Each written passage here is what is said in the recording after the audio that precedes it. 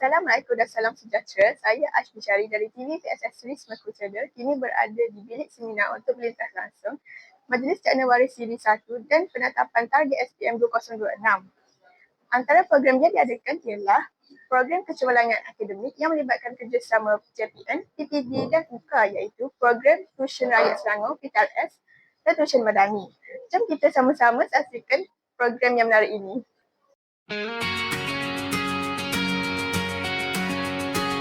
Langkah diatur penuh harapan, di bumi hutan kita berpijak. Hari ini satu penentuan, azam dipahat, semangat melonjak.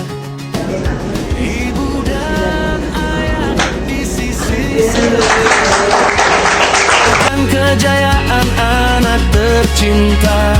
Caknawaris ukhuwah terjalin, satu tujuan, satu matlamat, bukan Oleh itu, majlis ini bukan sahaja dapat memupuk kerjasama erat ibu bapa dan pihak sekolah, tetapi dapat menetapkan target anak-anak dalam SPM supaya lebih fokus dan berusaha mencapai kecemerlangan.